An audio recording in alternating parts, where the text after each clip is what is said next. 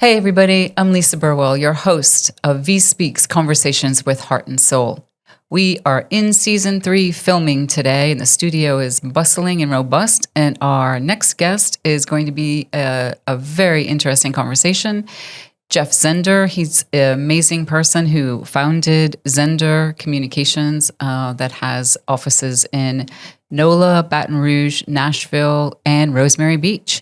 He has been, his company, Zehnder Communication, has been working with our Walton County tourism and for 11 years. He's been doing an amazing job with that. He and his team working in concert with everybody here that is making our place the most desired place to be in the world. And he also is the chairman of the Seaside Institute. Jeff, welcome to the podcast. Thanks, Lisa. You're welcome. Pleasure to be here. Yes, so happy that you're here. I've wanted you to come here for at least 6 months now. We both serve on the board of the Seaside Institute. You have been serving on the board 4 or 5 years. Now, I just joined about a year plus ago, a little while ago, and you took over the chairmanship over a year ago, right? Correct. Yeah, okay. And I was there just for a little bit prior to you taking the helm. And I have said numerous times, and I will say it again, that watching you take a organization with a lot of initiatives and a lot of people, Ivy League grads from across the country and globe of the leaders and thinkers, and like a think tank basically for so many different things. And you at that helm have done an amazing job of accelerating it, making it interesting, organizing it, and basically, keeping everybody together. Thank you. You're welcome. I thank you for that. Well, it's a team of great talent. So I think I'm a big believer both in my business and my philanthropy involvements that you got to assemble a great team first and then kind of get out of their way. And we've got some amazing talent on the board and in the organization. Obviously, fabulous support from the founders of Seaside, Daryl and Robert Davis, and now Micah, who's brought a whole new energy to Seaside. So we've got some really cool things underway, and I think a lot more that we're going to get done under the rest of my tenure, and you get to take the reins from me next. Yes, that's such a frightening thought. To follow you in your footsteps is a frightening thought, but the only saving grace I have is that you're still going to be on the board, and then I will defer to you when need be, if okay with you. And because, I live here, so I'm here to help. All right, so thank you. But Absolutely. I didn't really have any time to be on another board, and but when you asked me, I was so impressed with your leadership and what I watched you do in a short period of time. And I like you, I'm like, I'm going to say yes just because of that. And then after I went to a couple more meetings listening to you and everything that you're bringing to the table, I'm like, what did I get myself into? No, you're doing a great job. We've got some active members. Yeah. I mean, yourself, Mike Ragsdale, and myself are all marketing communications folks. That brings a lot of firepower to the table. Does. VIE Magazine has given us great coverage for our efforts, and that does a lot to open people's eyes to who Seaside Institute really is. Right. And when you say firepower, it really does have firepower. And I don't know what some of the other people, I don't think as much of a media influence or a marketing and branding influence on board members may have been there in the past. And I think it's somewhat new for the Institute to have this many people. But what that has allowed, and one of the catalyst that I think the Seaside Institute, along with you at the helm, that's taken off with rapid fire, is that we brought our whatever we could with VIE Magazine to the table. You've brought whatever you could from your own company, Zehnder, for videos and brochures and press releases, working in concert with Christy Milliken, the executive director. And then Mike Ragsdale, he put forth also some things that he's helping us with. So firepower it is. And this message did need to get out. And the Seaside Institute is celebrating 30 years with the culmination of the Seaside Prize for 2024, first weekend of February. And that is an amazing event in and of itself. Can you explain to our listeners and the audience, like not in a nutshell, because you can take as long as you want, but what is the Seaside Prize like? So we can really start to tell people how amazing it is if people wanted to attend and learn and grow and just meet like some of the biggest thought leaders in our around the globe right now. It is.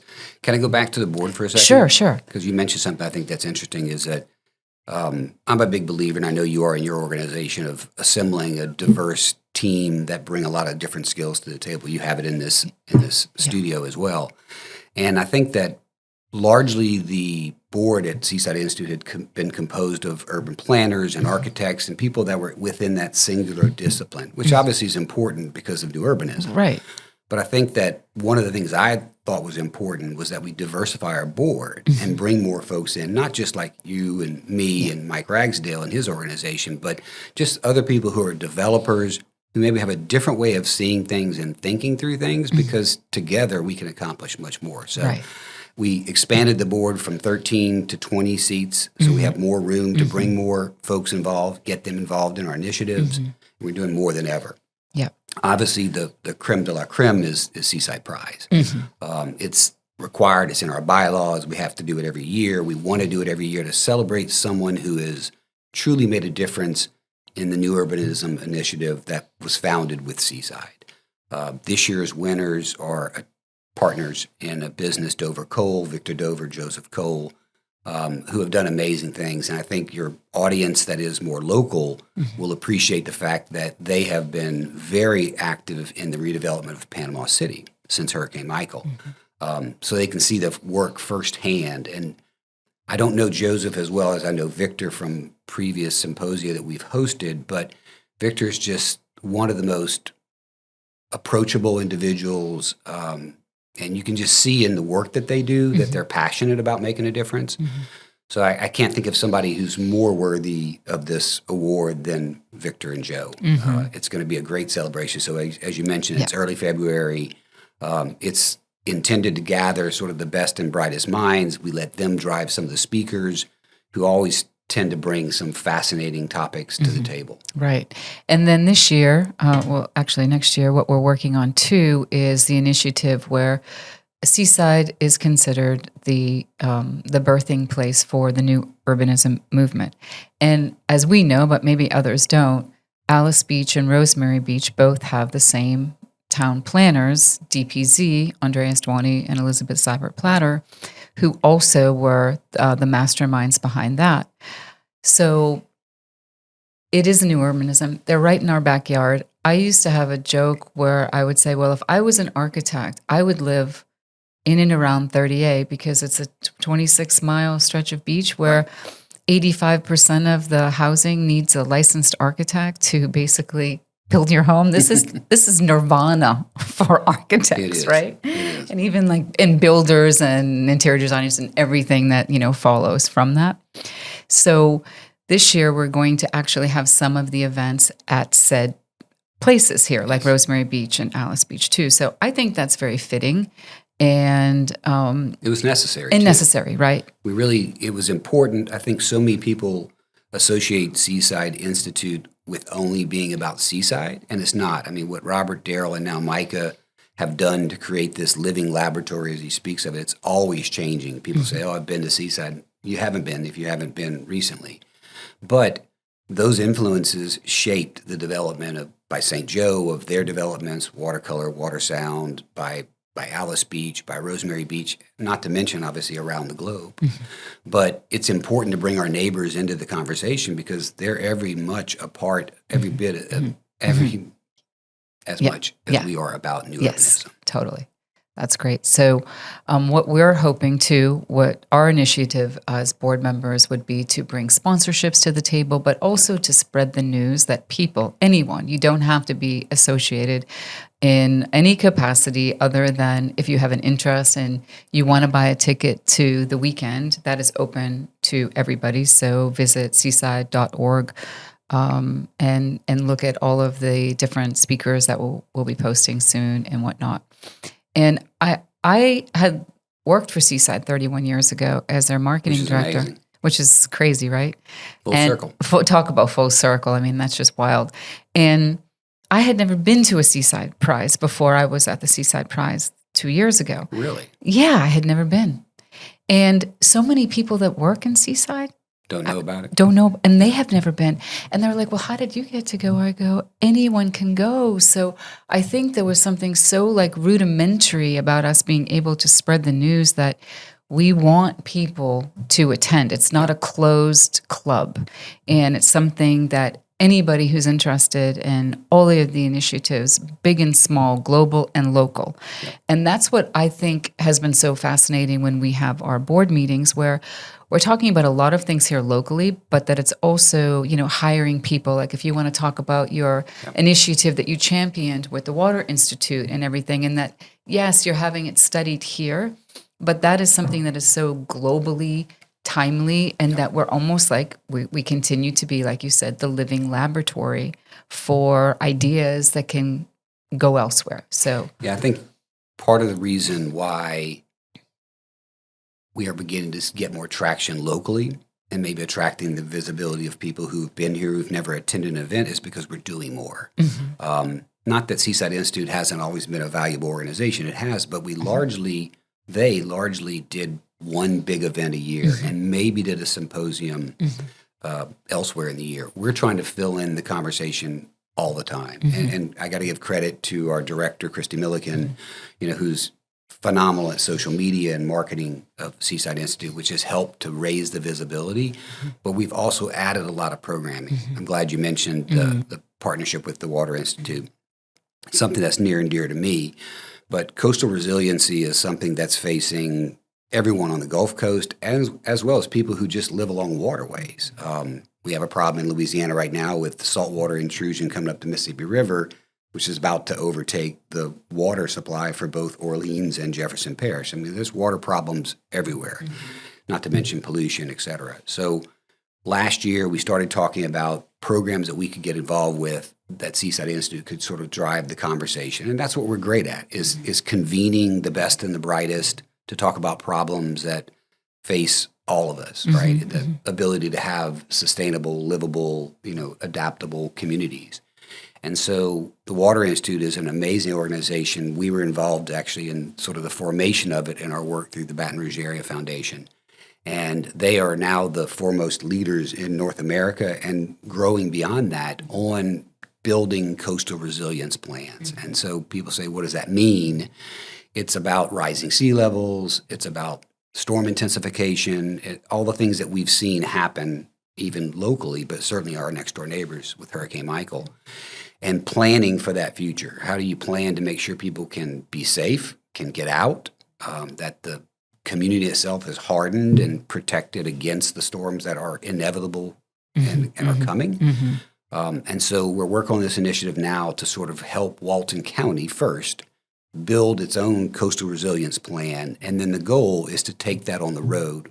Robert Davis had a great idea to convene this Coastal Cities Summit, which would be a movable program that we could bring around the country to Charleston, to Jacksonville, to other communities that are facing similar challenges, and then sort of continue the conversation and help them get up and running with planning for protection. Right. So just to educate our listeners and viewers too, so the Seaside Institute sponsored and commissioned them to do this study as like the living laboratory. Where are we that we don't have any updates yet because they're still basically working on their report back to us on what ideas they have for us, right? Right. So the Water Institute's built plans for Houston, for Charleston, I think Jacksonville, if I'm not mistaken. Their task here will be to develop a plan of recommendations on what Walton County can do to protect itself. And people think of coastal resiliency as just the coastline. It's not. If a storm surge hit Walton County, if Hurricane Michael had come 10 miles over, it would have pushed water up the Choctawhatchee Bay, which would have flooded Freeport, would have flooded the south side of the bay. I mean, it would have been a disaster, not just the erosion of our coastline. And our infrastructure would have been decimated, our workforce would have been displaced, so it would have been challenging. So their job is to come up with the models to help people see, visualize. We live in a community now where the turnover here has been dramatic. I mean, it's a good thing for new people coming in, but probably 50% of the people here have never experienced a hurricane. So they don't even know what to expect. So it can show them visually what could happen with a strong storm as well as rising sea levels. And then what they're doing right now is working with county officials, local concerned community citizens to really get their engagement to say, here's how we do it. We're not just going to drop a plan on their plate and say, go do this, as much as we want to work kind of in a participation with them. So that's like an advocacy role that we're, performing, right? So with your background, with our area and several other tourist development developments along the whole Southeast, right? You have a number of them, but you're so embedded in knowing in real time various initiatives that are going on in our county. And I think that's been a really big help to the Seaside Institute, that you're able to connect and network a lot of information and people that you know about through your own, relationship with them for a decade. Plus, I think that's been a really big help as well. I love Walton County. It was a dream of mine to live here. I finally have fulfilled that dream by being able to do so. But I've been coming to Walton County for 35 years.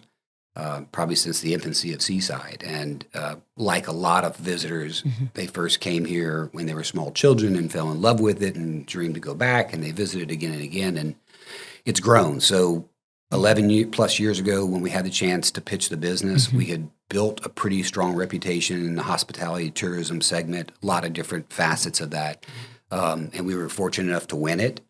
So it's been a real love affair for us to be able to work with this county and the citizens and the partners, the industry partners, restaurants, hotels, individual homeowners, to try to make Walton County better.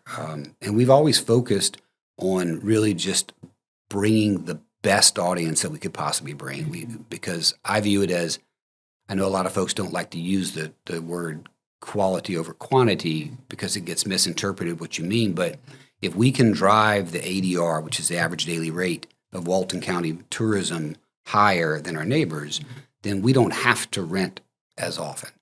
We can keep occupancy lower, which improves the whole overall user experience. And our ADR is double what our neighboring counties are. So we've attracted a more affluent audience that spends more money dining, renting bikes, on homes, et cetera. And that really does contribute to the overall economy, since tourism drives the economy here. Right. Wow. Let's talk about some other initiatives, and maybe we can jump to a super fun one first before we get into some more heady ones, but they're great too. But the trip to Copenhagen that is underway, that's going to happen in September 2024? September, October. 24. Okay. And you want to share a little bit about, in the past, the travel abroad Pienza? Well, like you, I never experienced it. So the Seaside Pienza Institute was sort of the moniker that most people know about these travel abroad programs, is what I kind of refer to it as. And I unfortunately am not able to participate right now in the planning of the Copenhagen event. Micah and Tatiana and Christy and a few others, and Daigle, I think, are some of our other board members are doing that. Yeah. But it's going to be exciting. There's some wonderful lessons to be learned by visiting a community country like Copenhagen and seeing how they've conquered mobility, which is a huge effort that we're doing here. That's a fun project. Right. So I think it's just going to be a great travel program. People like to participate in those. Yeah. They were fabulously successful. I'm not really sure why they were discontinued, but it was another one of the things we said, let's bring it back. So we have more programming. Such a good thing to bring back. And the backstory on Copenhagen is they were plagued with very bad congestion of automobiles. It wasn't always as forward-thinking as it is right now. They were progressive and recognized that they needed to do something. I can't even remember how long ago, 30 years maybe, something like that, maybe even less, where they were able to transition from, more cycling than automobiles in their city, in all the various ways that they accomplished that. So when we go over there, we will be studying that. It seems like a monumental task to me when you think about the transition. And I think sometimes when people see a really big mountain, I'm going to say myself included, I don't know how that's going to happen here. How will you do that? But once you start climbing the mountain and conquering the mountain and just keep, moving forward, eventually transition becomes a reality into something else, right? Well, they took a very aggressive approach. I mean, they really choked out cars for bikes and pedestrians. I mean, and that was a conscious decision. They had the support of their people. Robert can tell that story more beautifully than I can, but it was an aggressive approach to do it, but it's worked. And even in a climate that is much more harsh than what we have here, they still have more pedestrians and bike riders than they have automobile users. Right. So it was a really thoughtful approach to building it. I think what we want to hopefully work with the county to achieve here is greater mobility opportunities for people on e-bikes and bicycles and pedestrians, make it easier for them to get from point A to point B, maybe a bike share program amongst the existing bike retailers. You look at a community like a New York or New Orleans or wherever, when they bring in these bike share programs, they've got to start up from scratch.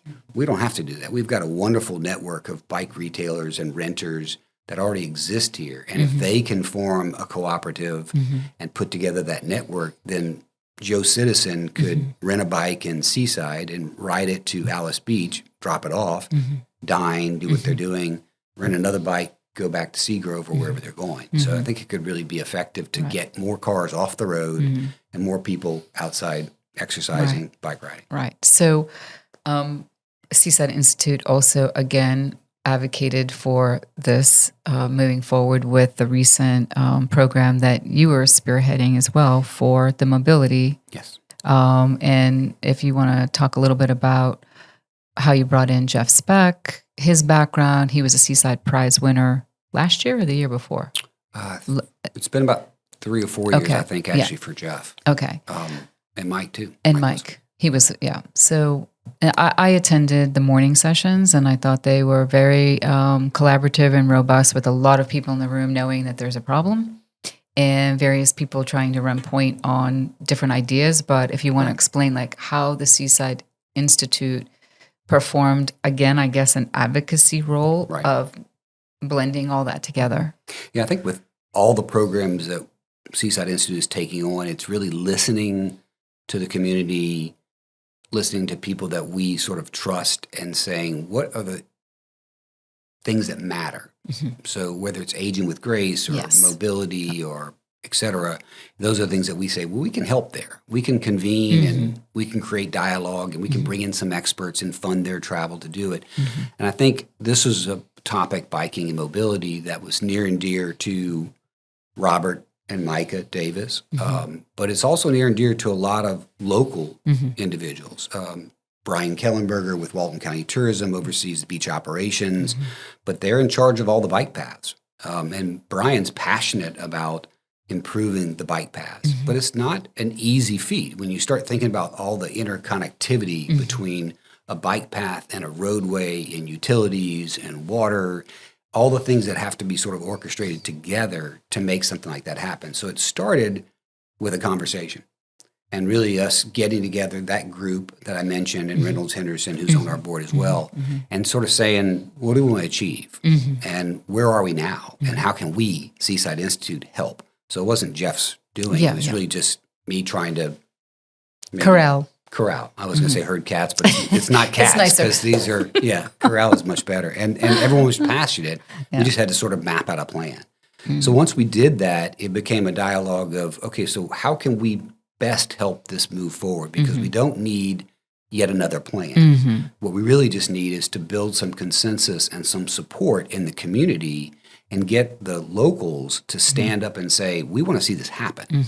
I think they want it to happen, but they weren't galvanizing together to show up at a Board of County Commissioner meeting and say, let's make this happen. Let's make this a priority for Walton County because it's going to improve everyone's existence. And we're not talking about just South Walton. We're talking about a comprehensive countywide mobility program where you can envision somebody who lives in Freeport or maybe even Defuniak with e-bikes nowadays would have a safe bike path that they could ride on from Freeport across the bridge, which is going to be a big task, but it can be done, and all the way south to where they work and not have to get in the car.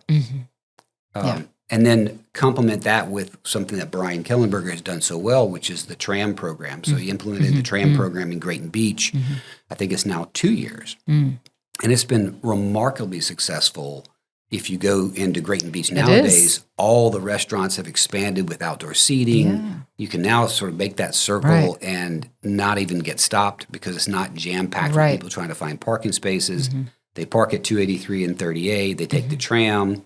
It's worked beautifully. So credit he and Walton County Tourism for that. Big credit. When it first, it's actually real close to the office, you know, the pickup and drop off. And when I first saw it, I'm like, well, I'm never going to do that. I'm not going to do it, you know, sorry to say. And then July 4th weekend, you know, I'm like, well, I'm going to do it. It was fun. Yeah. It was actually an outing, and I don't know, it was just like a boomerang, like to the other opposite side of the fence that I was thinking that it was. It was used, and it was, I don't think it was even 10 minutes. I think it was maybe every 7 minutes that was coming on July 4th, and it works. It's got to be a good experience. Credit, again, Walton County Tourism is responsible for making that happen and making it run well. So that program is expanding now to Gulf Place, and eventually the goal is to have that sort of at least South Walton county-wide to really, again, take the pressure off of 30A and the connector roads and help people get where they want to go in an easier manner. Right. You touched on aging with Grace a bit ago, and I know some of that from a macro vantage point. I think you probably know more than I do. Will you explain to the listeners, like, what did Robert create that, or is that just something that he's very passionate about too? Like most things, Robert created it. Yeah, I know, he's so good at that. I mean, he's a visionary. He's so good. Well, and I think it's obviously near and dear to him because as he's getting older, he's realizing the sort of things that he wants to live and experience. I think the idea, if you go back to the origins of Seaside, it was originally envisioned to be a retirement community for teachers, right? So affordable housing, tin roofs, easy, to construct. Obviously just turned into, a massive draw because he birthed new urbanism and it is what it is today, which is wonderful.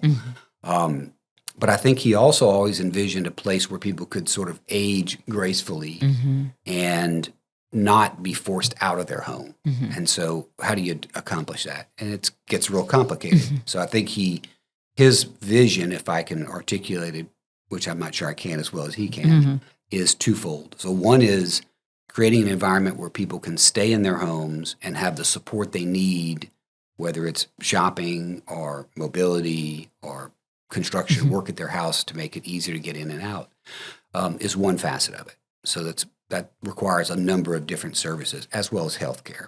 And then the second side is what I think he would describe as sort of quality of life. And Robert's pretty passionate about people living a quality life, but not prolonging a life when it's no longer quality.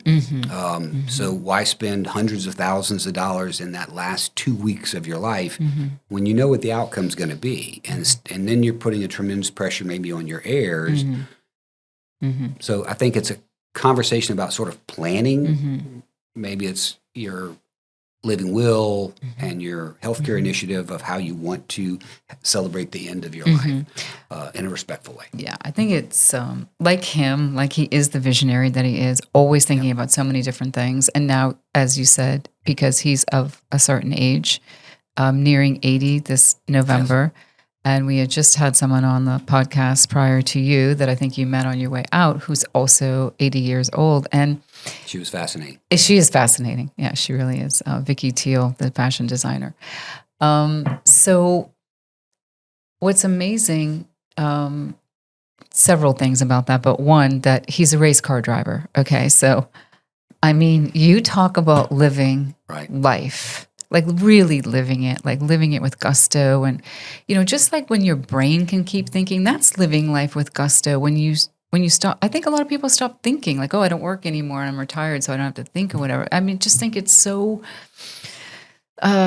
inspirational, right? To just never stop, like keep going and living and loving life to the best that you can and everything that Robert is preaching. I can speak from my own personal experience being faced with having to put our dad in assisted living, and then on Alzheimer's.